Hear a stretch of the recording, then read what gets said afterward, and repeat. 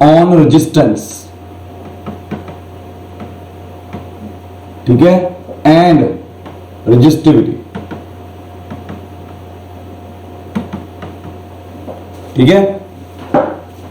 And almost अगर देखा जाए ना तो ये मेरा लगभग थर्ड टॉपिक निकल के आया। This is going to be the third topic, third important topic of unit 2, ठीक है। एनसीईआरटी के अकॉर्डिंग ये चैप्टर आपका थर्ड बन जाता है मेरे ख्याल से, ठीक है।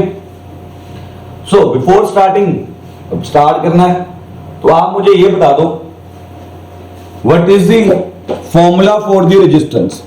रेजिस्टेंस का फॉर्मूला क्या निकल के आ रहा है? रेजिस्टेंस का फॉर्मूला क्या था जो हमने पढ़ा अभी तक?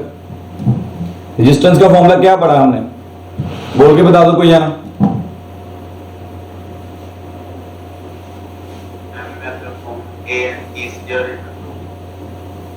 ठीक है, ठीक है। कुछ बच्चे यही सोच के बैठे होंगे यार 10th क्लास वाला फॉर्मूला देखो रो ना, मुझे 10th क्लास का फॉर्मूला नहीं चाहिए, ठीक है। 10th क्लास का फॉर्मूला नहीं चाहिए अगर इफेक्ट ऑफ टेम्परेचर करना है, ठीक है। हमें चाहिए जो हमने +2 क्लास में पढ़ा, ठीक है, ml upon a/ne² upon tau, ठीक है। रो क्या, ये वाला फॉर्मूला लिखना है, R is equal to ml NaE² tau. ये वाले फॉर्मूले के अकॉर्डिंगली हम प्रॉपरली देखेंगे कि what is the effect of temperature with the help of this formula जो हमने ड्राइव किया अभी तक, ठीक है। ml अपॉन ANE² टाउ, ठीक है। एक बार सारा रिमाइंडर देते हैं, ठीक है। Where m is equal to mass of electron, ठीक है। L is equal to length of conductor, note कर लो साथ साथ अगर, ठीक है। N is equal to number of free electrons per unit volume. Remember one thing, per unit volume है, गलत मत लिख लेना इसे। A is the area of cross section,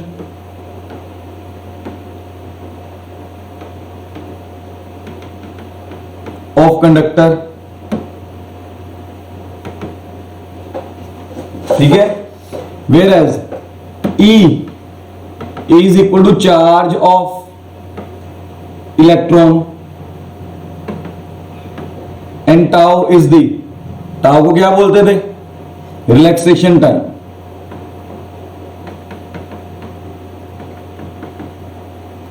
between two collisions,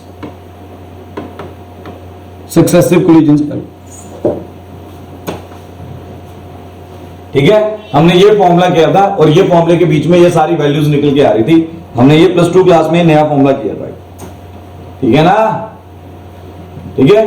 अब जो बच्चों को भूला हुआ, अच्छी तरह से याद नहीं है, मैंने उसके लिए ये रिमाइंडर रख दिया। पापी बहुत बैठे होंगे यहाँ पे, किसी को कुछ नहीं याद होगा बीच में, ठीक है जी। अब अगर मैं यहां पर टाउ को दोबारा एक्सप्लेन करने की सोचूं तो मैं टाउ को क्या बता सकता हूं, ठीक है। What is tau? टाउ का क्या है? एक इलेक्ट्रॉन है, वो जब कोलाइड कर रहा है रास्ते में पॉजिटिव कर्नल्स के साथ, ठीक है, पॉजिटिव कर्नल्स के साथ अगर वो कोलाइड करता हुआ जा रहा है, ठीक है। अब ये पहली कोलिजन, ये दूसरी कोलिजन, इसके बीच में जो टाइम गैप निकल के आ रहा है ना, ये रेड कलर का जो मैं बना रहा हूं, ये टाइम गैप जो निकल के आ रहा है दो कोलिजन्स के बीच में, इसे बोलते हैं टाउ। इसे क्या बोलते हैं? टाउ, ठीक है। पॉजिटिव कर्नल्स मालूम है क्या होते हैं? पॉजिटिव कर्नल्स किसी को? जिसलिन आ गई, जिसलिन पॉजिटिव कर्नल्स मालूम है क्या होते हैं?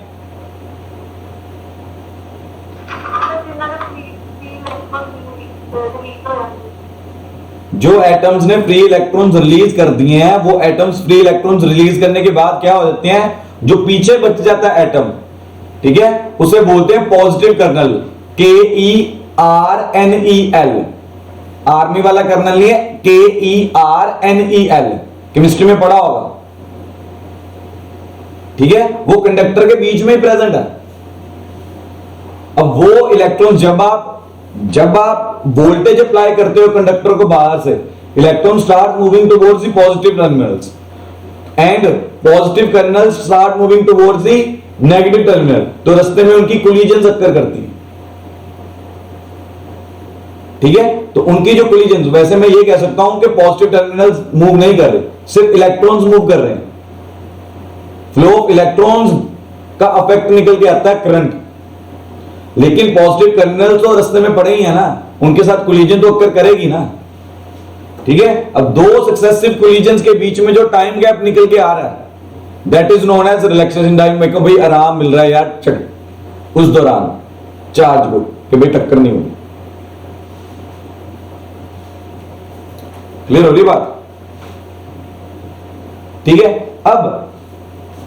अब ध्यान दो, अगर अब ये टाइम गैप है, ठीक है, अगर मैं टेम्परेचर इंक्रीज कर दूं, इसका मतलब है इंक्रीज, अपवर्ड एरो, अगर टेम्परेचर मैं इंक्रीज कर दूं, ठीक है, अगर टेम्परेचर इंक्रीज करते हैं तो कहीं ना कहीं kinetic energy of electrons, free electrons, वो भी क्या कर जाएगी, इंक्रीज कर जाएगी, ठीक है। अगर वो इंक्रीज करेगी, ठीक है, बदले में हमें क्या मिलेगा, अगर वो इंक्रीज करेगी तो वाइब्रेशंस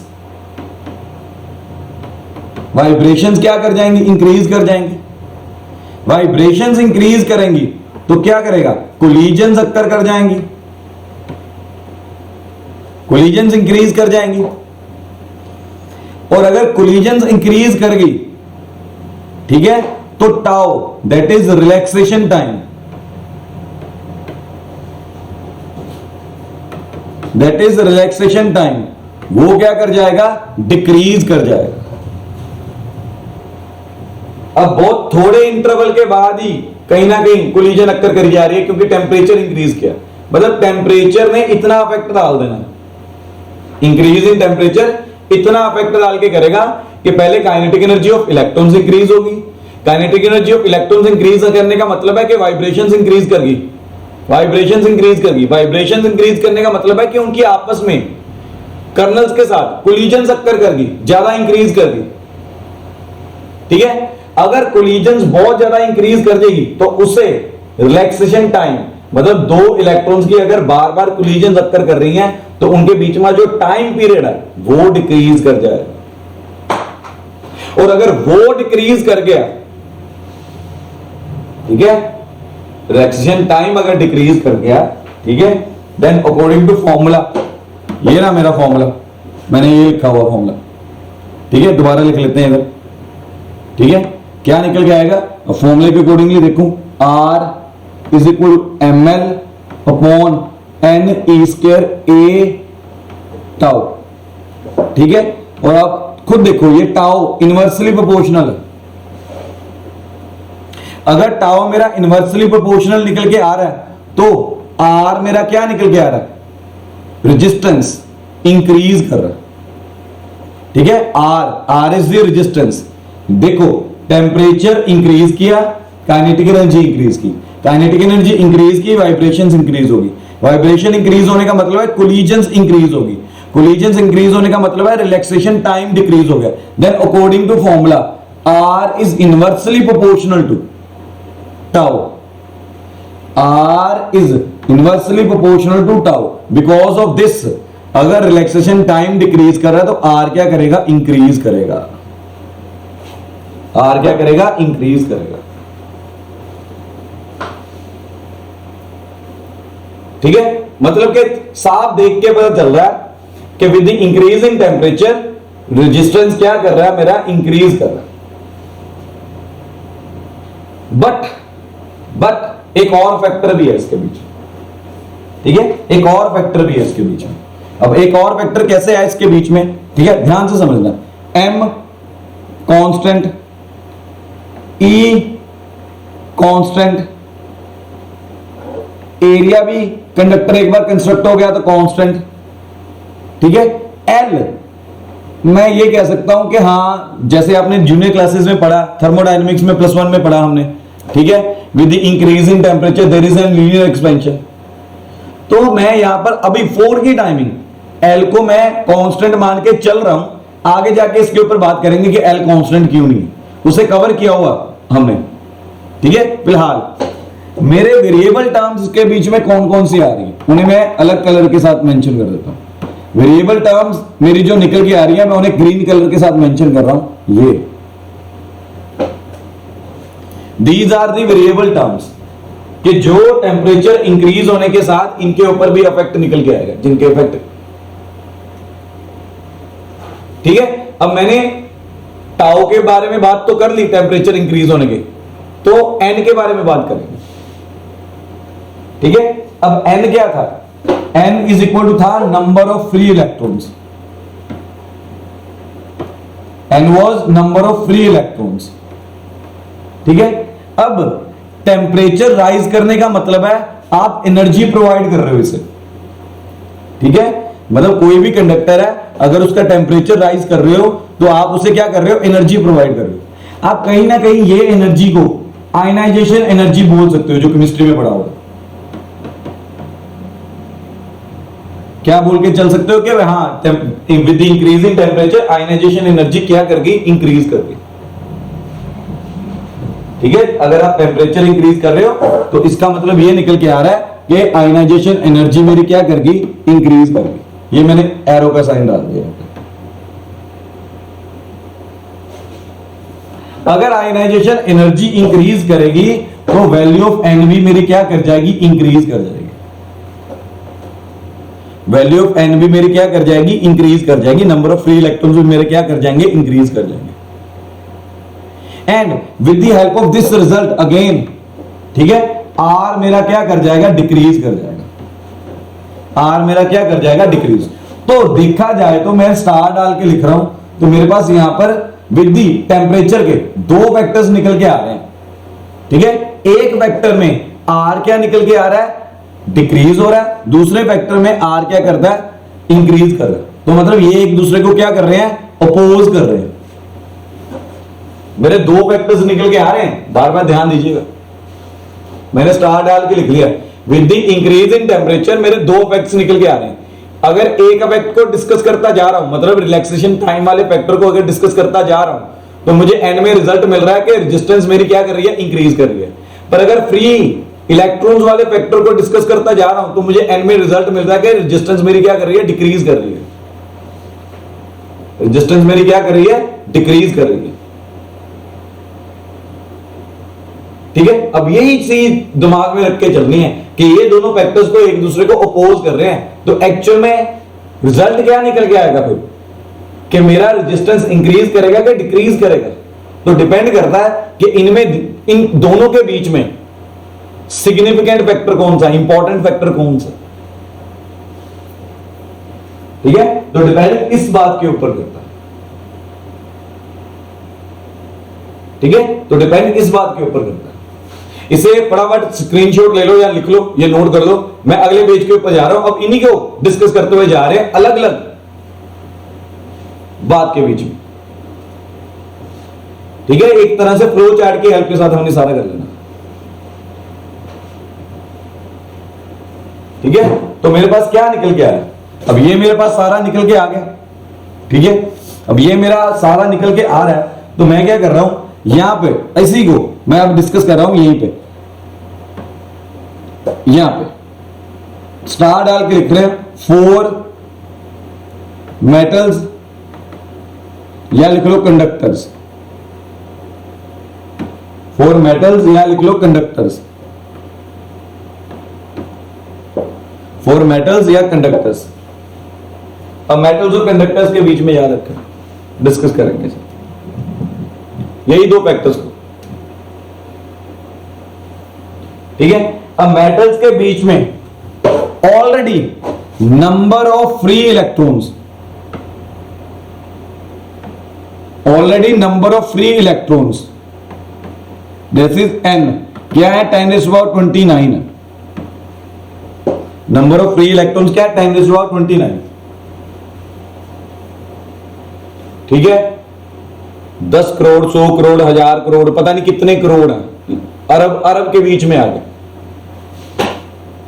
ठीक है, अरब को भी क्रॉस कर रहे हैं, इतने मेरे पास ऑलरेडी फ्री इलेक्ट्रॉन्स पड़े हैं। ये मेटल्स का केस है। ठीक है, because metal has property to lose the electrons, so metals के पास हम मान के चलते हैं ऑलरेडी 10⁻29, ठीक है, अप्रोक्सीमेट फ्री इलेक्ट्रॉन्स प्रेजेंट है ऑलरेडी। ठीक है, तो मैं क्या मान के चल सकता हूं इसके बीच में कि जो मेरा ये फैक्टर निकल के आ रहा है यहां पे कि n इंक्रीज हो रहा है। ठीक है, तो देयर इज, मैं ये कह सकता हूं there is small increase in n with temperature, with temperature increment होगा, पर उसके पास ऑलरेडी यार n बहुत ज्यादा हाई है। तो अगर मैं 10⁻29 के साथ कंपेयर करके इस n की वैल्यू को चलूं, जिसके जो इंक्रीमेंट निकल के आ रहा है, तो वो नेग्लिजिबल है उसके हिसाब से। ठीक है, this is negligible with respect to the previous value. ये प्रीवियस वैल्यू है 10⁻29। The increment in the n is negligible with respect to the previous value. Therefore इसका जो सिग्निफिकेंट निकल के आएगा, सिग्निफिकेंस, ठीक है, ऑन आर, वो क्या हो जाएगा, ऑलमोस्ट नेग्लिजिबल। दो therefore significance of increment in n on R will be negligible. लिख लो इस बात को, मेरे पास जगह नहीं है लिखने के लिए। ठीक है, since metals or conductors have number of free electrons, already the number of free electrons is equal to 10⁻29. So with the small increase in temperature, there will be the small increase in n as compared to the previous value of n. So the significance in the increase in r, in the significance in the increase in n will have a little effect or no effect on r। ठीक है, तो इसके बीच में ये factor मेरा क्या कर जाएगा, नेग्लिजिबल हो जाएगा। ये फैक्टर मेरा क्या होगा, नेग्लिजिबल।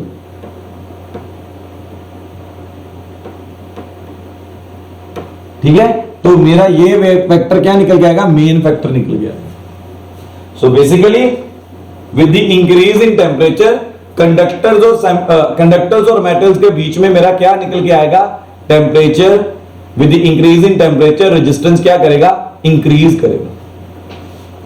टेम्परेचर क्या करेगा, इंक्रीज करेगा।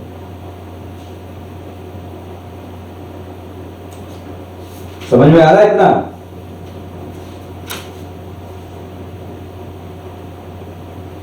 ठीक है, अगर टेम्परेचर इंक्रीज, मतलब रेजिस्टेंस अगर इंक्रीज कर रहा है, अब ध्यान दो इस बात के ऊपर, अगर R इज इंक्रीजिंग तो रो एल अपॉन ए के हिसाब से, अगर R इंक्रीज कर रहा है, if R is increasing then rho भी क्या करेगा, इंक्रीज करेगा। रो भी क्या करेगा, इंक्रीज करेगा। तो फोर मेटल्स, ठीक है, जो मैं ग्राफ अगर प्लॉट करता हूं, टेम्परेचर यहां पर R लिख दो या लिख दो एंड रो, तो दोनों का ग्राफ क्या निकल के आएगा, स्ट्रेट लाइन। दोनों का ग्राफ क्या निकल के आएगा, स्ट्रेट लाइन। कि विद रिस्पेक्ट टू टेम्परेचर, अगर टेम्परेचर ही इंक्रीज कर रहा है तो रेजिस्टेंस भी इंक्रीज कर रहा है, and that will be a linear expansion.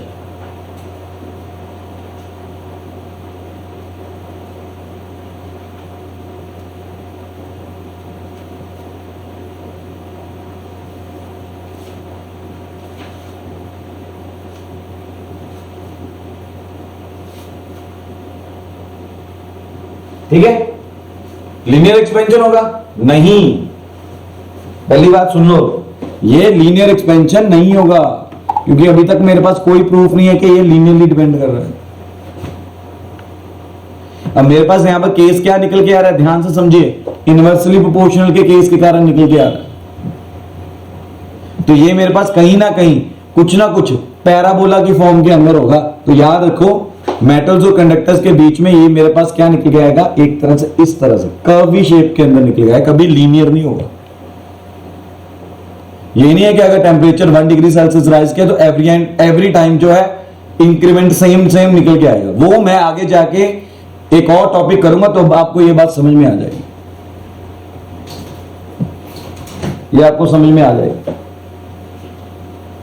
तो this is my exact graph for the metals, या कह लो for the conductors, for metals और कंडक्टर्स।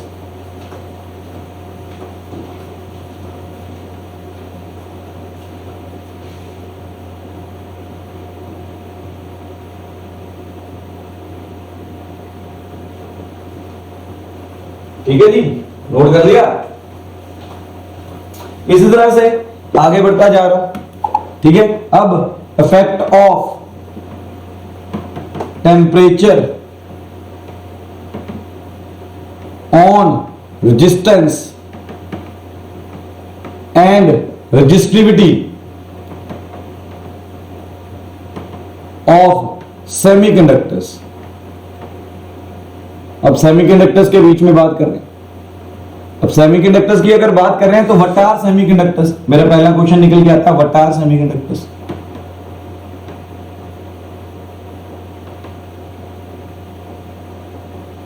पता तो हो सेमीकंडक्टर्स होते हैं, मेटल्स और कंडक्टर्स के बारे में तो पता ही है, जूनियर क्लासेस में एक बार पढ़ा, ठीक है।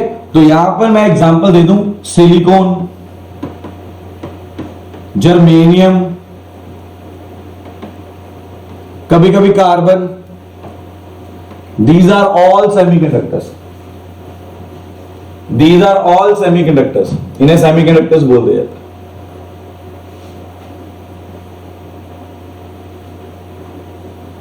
ठीक है, these are all semiconductors। अब अगर सेमीकंडक्टर्स के बीच में अगर बात करें, R is equal to ml upon ANE² tau, ठीक है। इसमें अगर बात करें सेम वैसे ही दो फैक्टर्स निकल के आएंगे, जो मेटल्स के अंदर डिस्कस किया वैसा ही निकल के आ रहा है, सेम, कोई चेंज नहीं है। दो फैक्टर्स निकल के आएंगे, ठीक है। दो फैक्टर्स मेरे निकल के आ रहे हैं अगेन, ठीक है।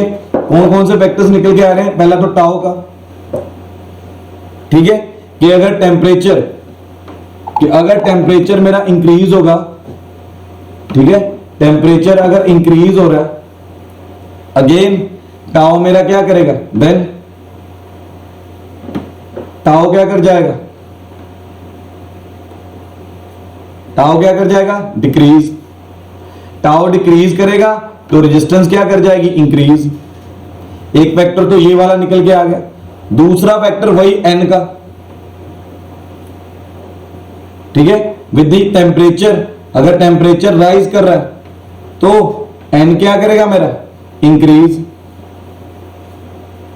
अगर एन इंक्रीज कर रहा है तो रेजिस्टेंस क्या कर जाएगा, डिक्रीज। एन कैसे इंक्रीज कर रहा है, क्योंकि टेम्परेचर एक तरह से बिहेव कर रहा है आयनाइजेशन इन एनर्जी की तरह। तो अगेन मेरे यहां पर दो फैक्टर्स निकल के आ रहे हैं कि टेम्परेचर अगर राइज करता है तो मेरा रेजिस्टेंस यहां पर क्या कर रहा है, इंक्रीज कर रहा है। अगर टेम्परेचर राइज कर रहा है तो इस फैक्टर के अंदर मेरा रेजिस्टेंस क्या कर रहा है, डिक्रीज कर रहा है।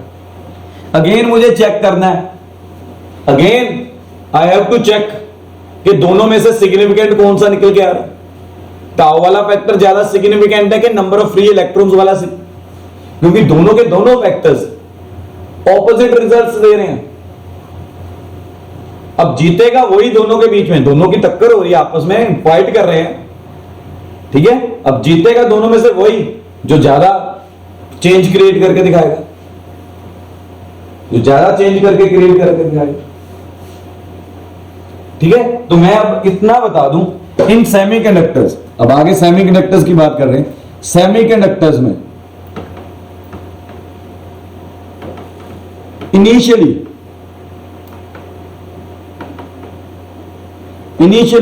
number of free electrons are negligible.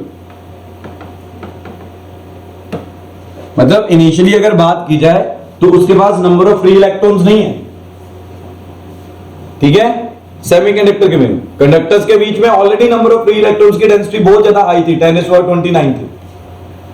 Semiconductors के बीच में नंबर ऑफ फ्री इलेक्ट्रॉन्स नहीं प्रेजेंट मेरे पास, और अगर नंबर ऑफ फ्री इलेक्ट्रॉन्स मेरे पास नहीं है, ऑलरेडी नहीं है, तो with the increase in temperature N मेरा क्या कर रहा है, इंक्रीज कर रहा है। एन मेरा क्या कर रहा है, इंक्रीज कर रहा है।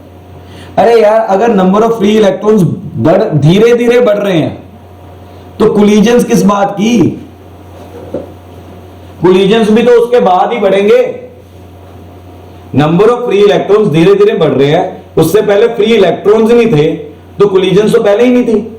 अब धीरे धीरे नंबर ऑफ फ्री इलेक्ट्रॉन्स बढ़ रहे हैं तो टाउ भी तो उसके बाद ही इंक्रीज करेगा, ठीक है।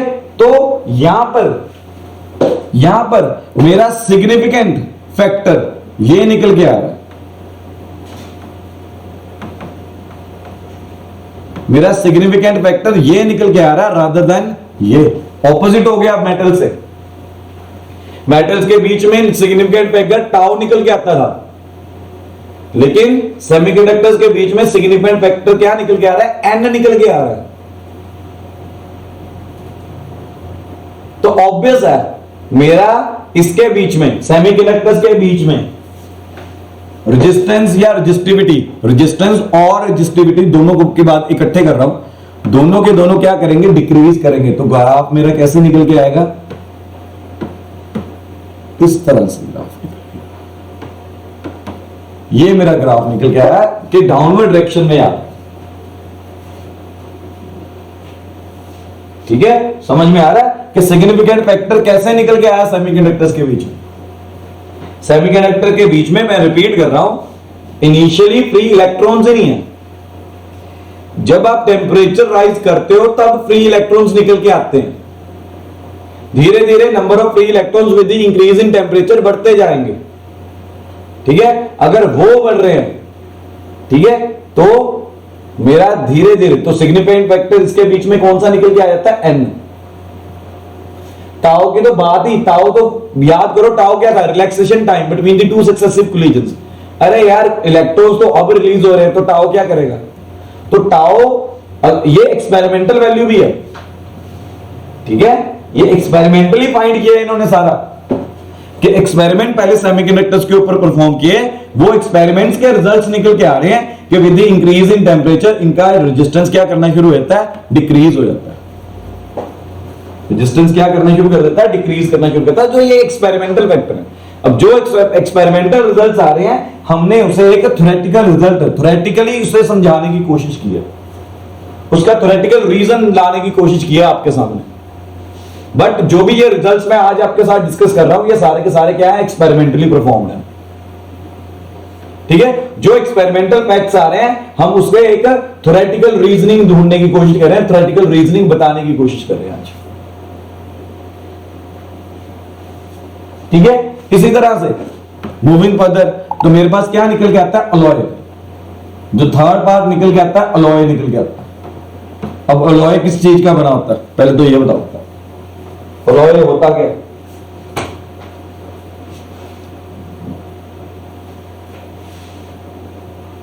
अलॉय क्या होता है, metal and non metal, metal and non metal,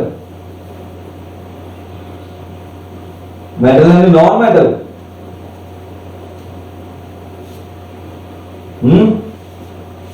alloy क्या होगा,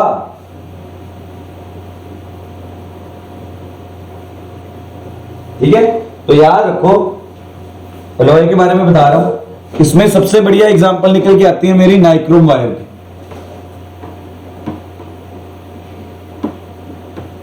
नाइक्रोम वायर, कॉन्स्टेंटन भी इसके बीच में निकल गया, कॉन्स्टेंटन,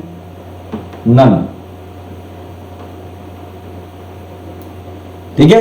अब अलॉय बेसिकली कंडक्टर्स के बने हुए हैं, ठीक है। अलॉयज आर फॉर्म्ड, ये सारा अलॉयज किसके साथ बने हुए हैं, कंडक्टर्स हैं इसके अंदर ज्यादा,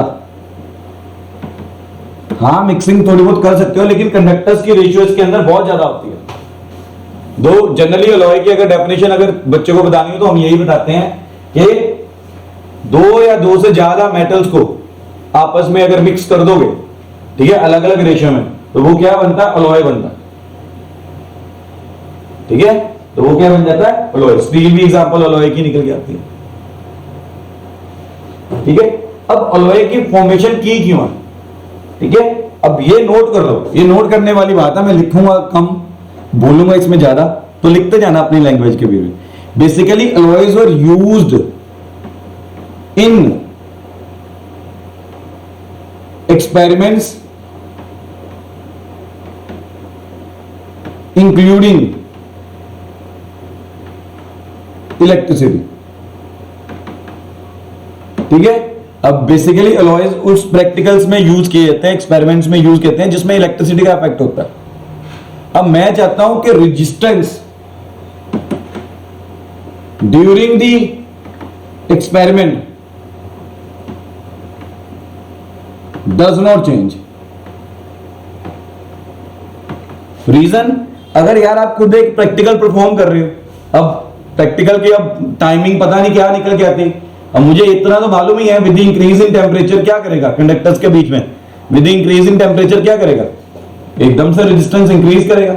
अब मैं चाहता हूं कि रेजिस्टेंस इंक्रीज ना करे, क्योंकि अगर रेजिस्टेंस इंक्रीज कर गया तो मेरे प्रैक्टिकल जो भी मैं रीडिंग ले रहा हूं प्रैक्टिकल, उसकी रीडिंग चेंज हो जाएगी। तो बेसिकली अलॉयज तैयार ही यही मोटिव के साथ किए गए थे, ठीक है, कि जो एक्सपेरिमेंट्स हम परफॉर्म कर रहे हैं इलेक्ट्रिसिटी के साथ, उनके बीच में रेजिस्टेंस मेरा क्या निकल के आया? कांस्टेंट का कांस्टेंट निकल के आया कि रेजिस्टेंस की वैल्यू चेंज ना हो जाए। ठीक है, मेरे दिमाग में बस यही चल रहा है।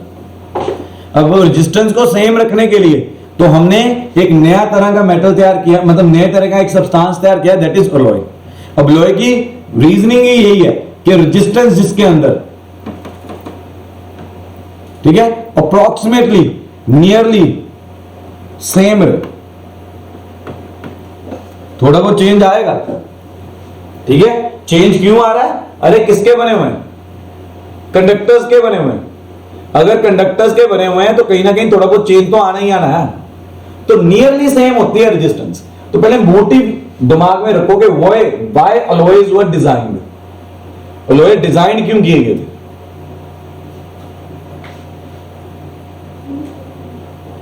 ठीक है, अब अगर अलॉय के अंदर यही निकल के आ रहा है, अब अलॉय नियरली सेम है, नियरली सेम है, ठीक है, मतलब मैं उसमें भी पूरी तरह से रेजिस्टेंस सेम नहीं रख सकता। क्यों सेम नहीं रखता? क्योंकि बने किसके हुए हैं? कंडक्टर्स के बने हुए हैं। और अगर कंडक्टर्स के बने हुए हैं तो अगर ग्राफ में इसका प्लॉट करता हूं तो हल्का सा ये स्ट्रेट, हल्का सा थोड़ा सा टेढ़ी लाइन निकल के आएगी। ठीक है, ये आर आ जाएगा, ये इसकी रेजिस्टिविटी आ गई, ये किसका ग्राफ निकल के आया? अलॉय का ग्राफ निकल के। ठीक है, तो बाकी के जो आप एक्सपेरिमेंट रिजल्ट की हेल्प के साथ थ्योरी देते हो वो तो सारा के सारा हमने क्या किया? हमने बेसिकली इसके अंदर क्या किया? ठीक है, जो मैं पीछे फैक्टर्स देख रहा था, ठीक है, फॉर एग्जांपल जो मेरे पास पीछे फैक्टर्स निकल के आ रहे हैं, ये वाले, ये दो फैक्टर्स जो निकल के आ रहे हैं, इन्हें ग्रीन कलर के साथ मार्क कर रहा हूं, ये बॉक्स के साथ, ग्रीन कलर के बॉक्स में। ठीक है, अलॉय के बीच में मैंने ये दोनों के दोनों फैक्टर्स कांस्टेंट रखने की कोशिश की है।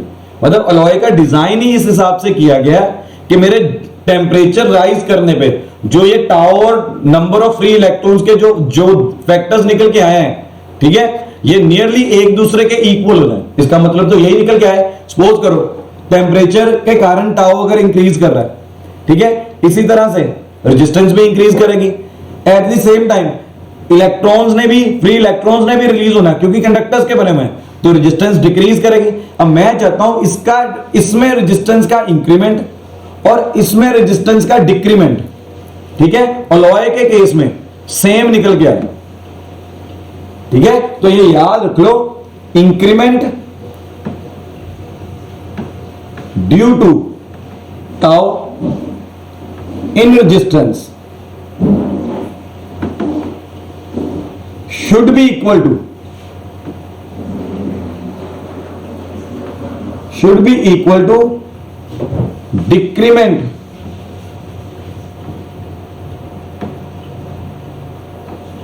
of resistance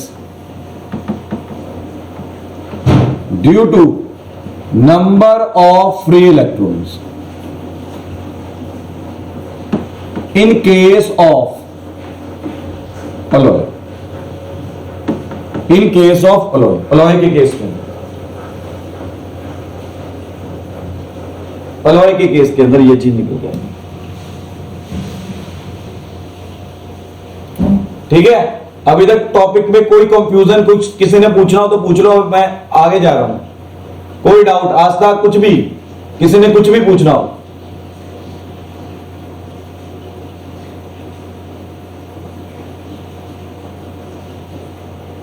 कोई डाउट नहीं है? चलो, होप सो समझ में आ रहा होगा सभी को। ठीक है, आज बच्चे एब्सेंट भी बहुत हैं, खुशमीत एब्सेंट है, मनप्रीत भी नहीं आई, और कौन एब्सेंट है? बुलीन की नेट की प्रॉब्लम आई जा रही है, तरन आई हुई है आज। चलो, तरन समझ में आ रहा है आज?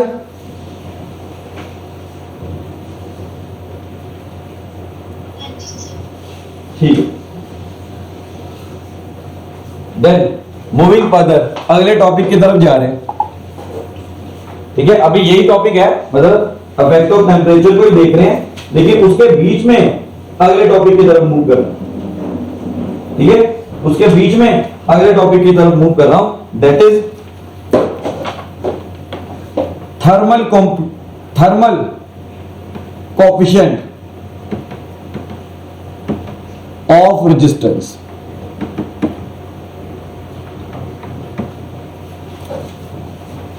थर्मल कोएफिशिएंट ऑफ रेजिस्टेंस,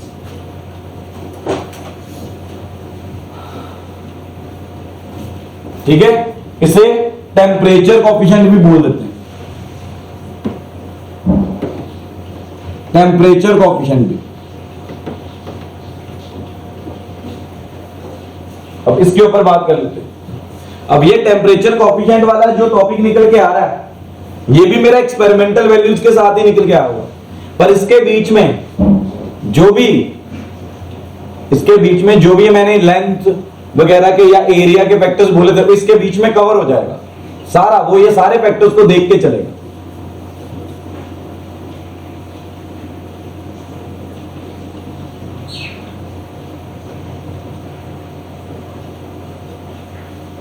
ठीक है जी, तो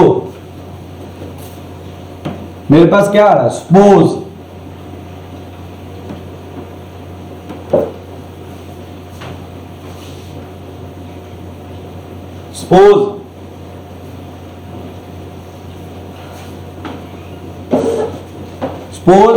temperature is changed by small temperature dt, मतलब इनिशियल टेम्परेचर T है, ठीक है, अब there is a small increment in temperature, तो मेरा टेम्परेचर क्या निकल के आ रहा है, T प्लस dt। ये मेरा स्मॉल टेम्परेचर चेंज निकल के आएगा T प्लस dt। ठीक है, बिकॉज ऑफ विच, अब ये सारा हम किसके बीच में कर रहे हैं, मेटल्स के बीच में कर रहे हैं, कंडक्टर्स के बीच में कर रहे हैं बात, थर्मल या टेम्परेचर कोएफिशिएंट की बात इन कंडक्टर्स या मेटल्स के बीच में कर रहे हैं। सो इनिशियल टेम्परेचर T था and there is a small increment in temperature that is dt, तो नया फाइनल टेम्परेचर निकल के आ रहा है T प्लस dt। ठीक है, अब इनिशियल रेजिस्टेंस नोट कर जाओ, R0 is the initial resistance. Because of increase in temperature, there is a small increment in resistance, that is dr. dr is the small increment in resistance, that is dr. ठीक है, अभी तक क्या बात की है हमने, कंडक्टर्स के बीच में बात कर रहे हैं कि इनिशियल टेम्परेचर T था, ठीक है, टेम्परेचर राइज किया तो बन गया T plus dt। Initial resistance was R0, R0 यहां पर क्या है, इनिशियल रेजिस्टेंस। तो with increase in temperature there is a small increment in the resistance, that is R0 plus dr. ठीक है, अब मैं टेम्परेचर कोफिशिएंट की यहां पर डेरिवेशन करने लगा हूं, और डेरिवेशन जनरली बुक्स में मिलती नहीं है, ठीक है, तो मैं उस डेरिवेशन को पूरा प्रॉपर्ली सॉल्व कर रहा हूं, यहां पर ध्यान रखिएगा इस बात, ठीक है। अब ध्यान से नोट करिएगा, अपनी लैंग्वेज के बीच में मैं आर्टिकल कर रहा हूं। अब क्लियरली ध्यान से अगर देखा जाए, एक्सपेरिमेंट परफॉर्म किया, क्लियरली एक्सपेरिमेंट के बीच में क्या निकल के आया कि dr is directly proportional to, ठीक है, dr is directly proportional to temperature. जो एक्सपेरिमेंट हमने परफॉर्म किया, तो dr is directly proportional to change in temperature आ रहा है, दैट इज dt, ठीक है। Then again dr change in resistance is directly proportional to initial resistance. Means experiment, ये सारा एक्सपेरिमेंटल है, इसे थ्योरी में कन्वर्ट कर रहे हैं एक्सपेरिमेंट को, ठीक है। दो तरीके होते हैं फिजिक्स के अंदर, या पहले थ्योरी होती है बाद में एक्सपेरिमेंट होता है, या पहले एक्सपेरिमेंट होता है बाद में थ्योरी बनाई जाती है, ठीक है। अब ये एक्सपेरिमेंटल वैल्यू के हेल्प के साथ हमने सारी थ्योरी तैयार की।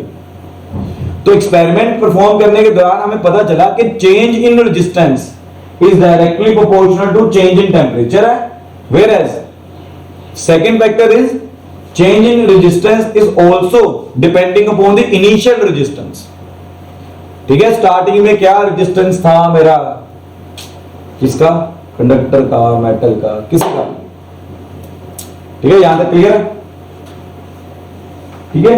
अब इन दोनों फैक्टर्स की हेल्प के साथ, with the help of these factors, ठीक है, मेरा इक्वालिटी का साइन लेके आया अल्फा, ठीक है, मेरा इक्वालिटी का साइन लेके आया अल्फा R0 dt। अब ये जो अल्फा मेरा निकल के आ रहा है यहां पे, ठीक है, जो ये मेरा अल्फा यहां पर निकल के आ रहा है, this is known as temperature coefficient, या इसे थर्मल कोफिशिएंट भी बोल देते हैं। This is known as temperature coefficient, या इसे क्या बोल देते हैं, थर्मल कोफिशिएंट बोल देते हैं, ठीक है। नोट कर लो यहां तक, ठीक है। Alpha is temperature coefficient, of resistance, temperature coefficient of resistance, ठीक है।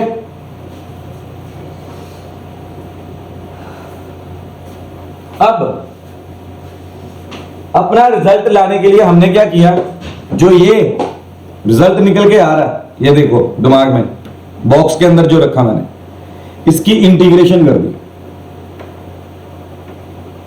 अब इनिशियल रेजिस्टेंस R0 मान लेते हैं, फाइनल रेजिस्टेंस RF मान लिए, विद इन लिमिट्स कर रहे हैं इंटीग्रेशन, प्रॉपर पूरा चेंज फाइंड आउट करने की कोशिश कर रहे हैं। तो इनिशियल रेजिस्टेंस मैंने R0 मान लिया और फाइनल रेजिस्टेंस RF मान लिया,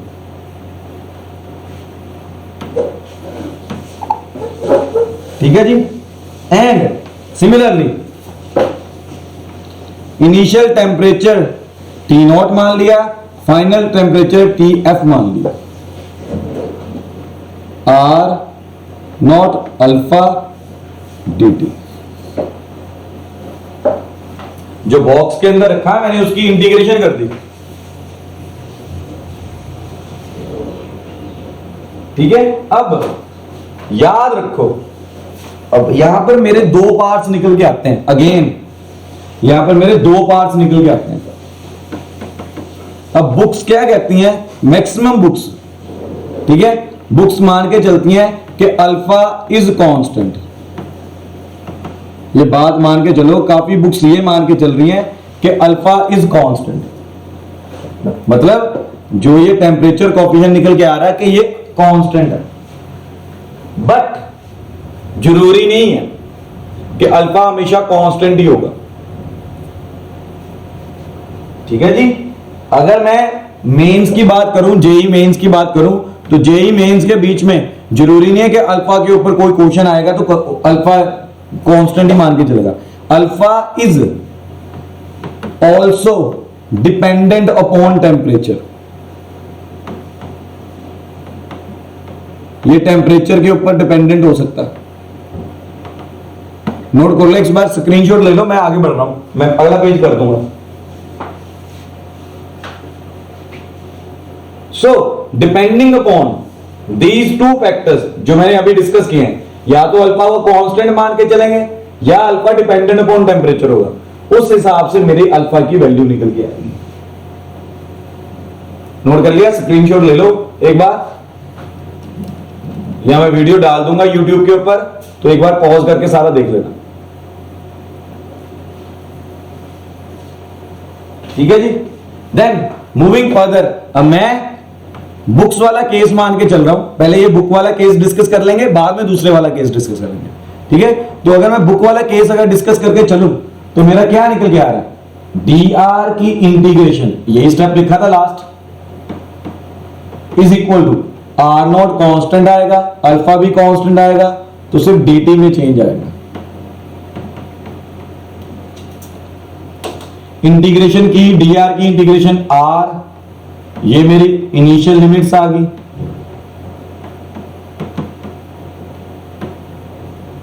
इसी तरह से dt, ये मेरी इनिशियल लिमिट्स आ गई,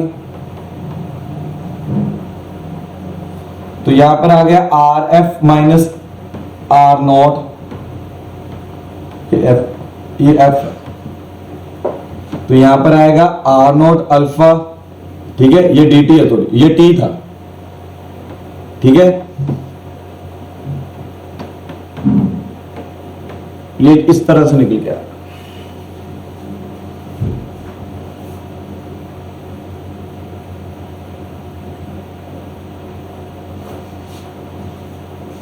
ठीक है जी। अब मैं क्या कर रहा हूं, R F is equal to R not plus R not alpha, इसे कह दिया डेल्टा टी, वापिस इसका नाम रख दिया डेल्टा टी।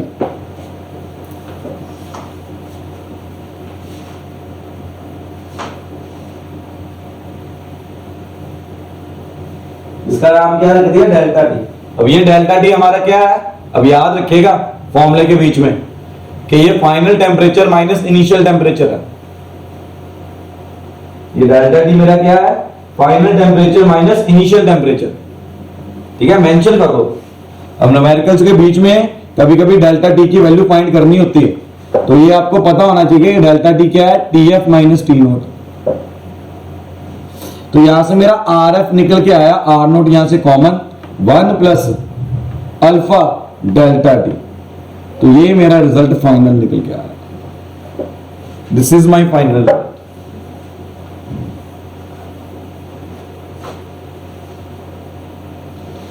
ठीक है, और अगर सेकंड केस की बात करूं, सपोज करो अल्फा अगर निकल के आ गया T plus T square something like this, तो मेरा इंटीग्रेशन क्या हो जाएगा, चेंज हो जाएगा।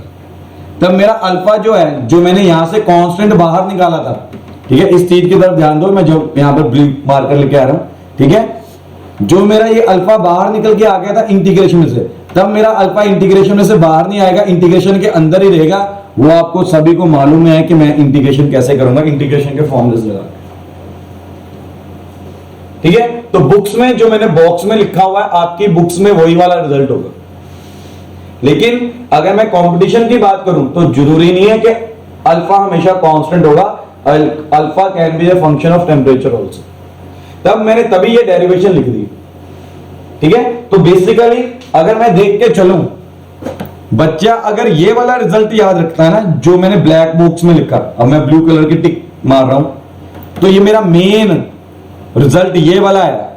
इस रिजल्ट को आप आगे उस हिसाब से ड्राइव कर सकते हो। अगर अल्फा कांस्टेंट है तो अल्फा कांस्टेंट के हिसाब से ड्राइव कर सकते हो। अगर alpha is dependent upon temperature है तो उस हिसाब से आप अपनी तरफ से अपना रिजल्ट एक ड्राइव कर सकते हो।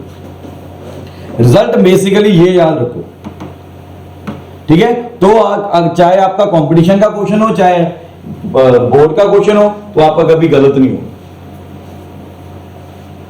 वो आपका कभी गलत नहीं हो, ठीक है। अब रजिस्टिविटी के साथ देखते हैं इसको, रजिस्टिविटी के साथ देख लेते हैं इसे, ठीक है। यही रिजल्ट को मैंने अब रजिस्टिविटी के साथ लिखा, नोट कर लिया होगा आपने, ठीक है। मेरा रिजल्ट आ रहा था R F is equal to R not 1 plus alpha delta T, ठीक है।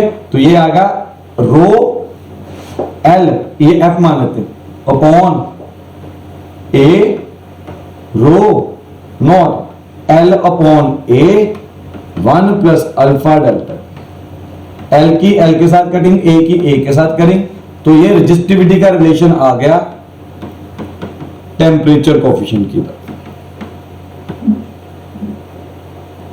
ये रजिस्टिविटी का रिलेशन निकल के आ गया टेम्परेचर कोफिशिएंट की टर्म्स।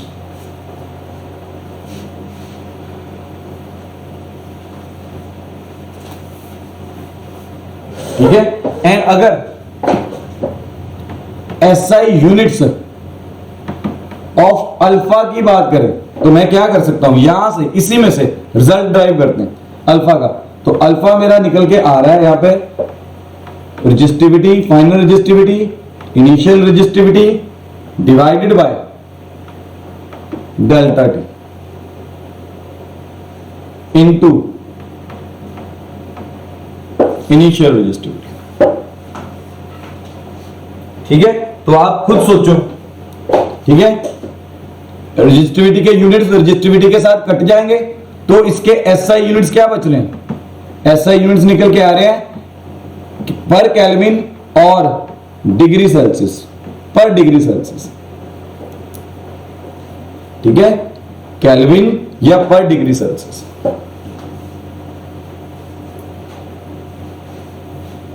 चलो, आज का टॉपिक होप सो समझ में आया होगा, करना क्या है इसमें, क्यों करना है, कैसे करना है, सारा समझ में आया होगा।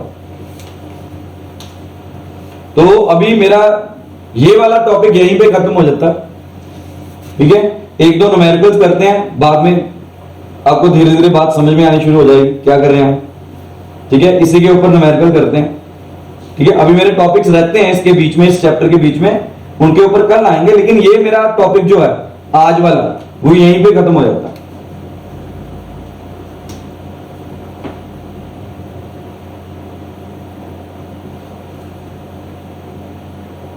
ठीक है, चलो एक न्यूमेरिकल करते हैं, जो आज का टॉपिक किया उसके ऊपर न्यूमेरिकल करते हैं, ठीक है। क्या कह रहे हैं, हाँ जी, हाँ जी, ठीक है। एक न्यूमेरिकल करते हैं, क्या बोल रहा हूं, at room temperature, at room temperature मतलब मान के चल रहा है 27 डिग्री सेल्सियस, ऑलरेडी दिया हुआ उसने। At room temperature the resistance of heating element is 100 ohm. What is temperature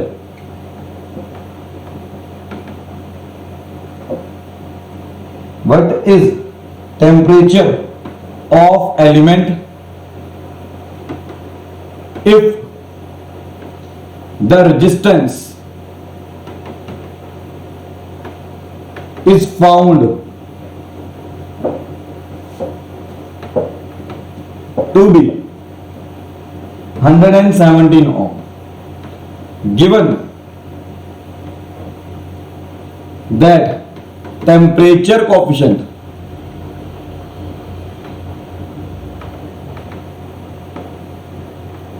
of material of resistor is 1.7 into 10 is power minus 4 per degree Celsius, ये दिया हुआ, ये ऑलरेडी दिया हुआ।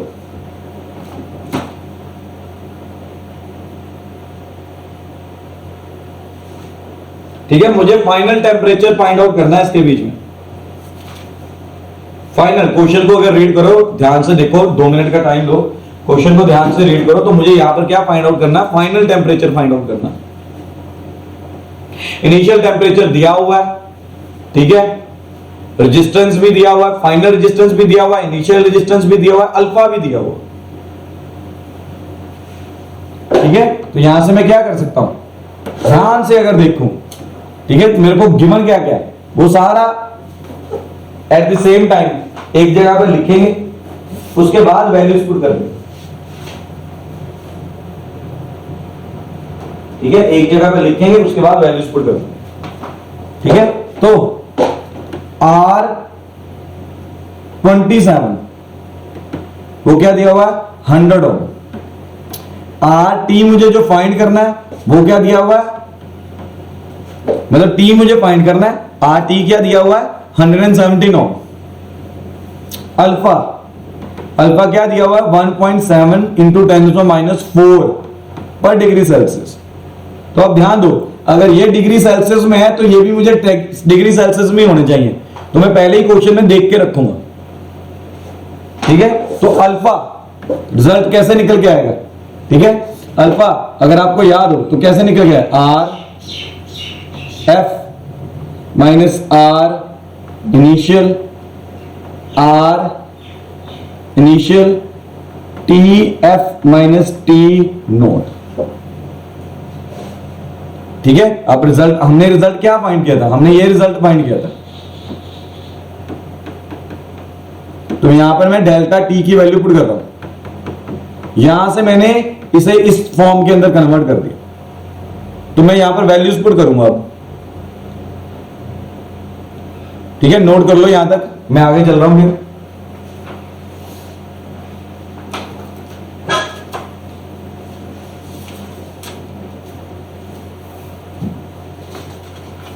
ठीक है, होप सो किसी ने कर भी लिया होगा, ठीक है। तो यहां से मेरे पास क्या आ रहा है, ठीक है, अल्फा की वैल्यू पुट की,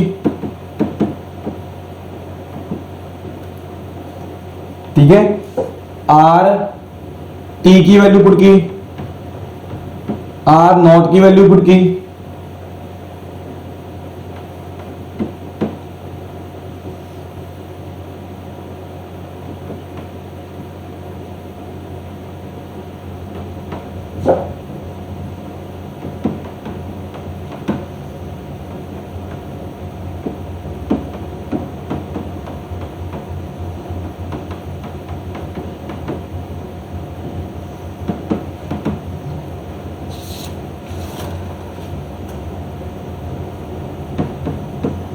ये सारा सॉल्व करके देखेंगे तो आपके पास ये निकल गया,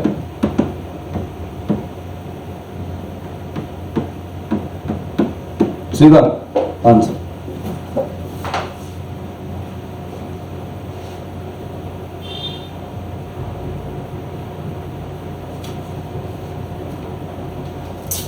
ठीक है जी, अब आज का टॉपिक यहां पे खत्म। कल फिर से इसी टॉपिक के 2-3 न्यूमेरिकल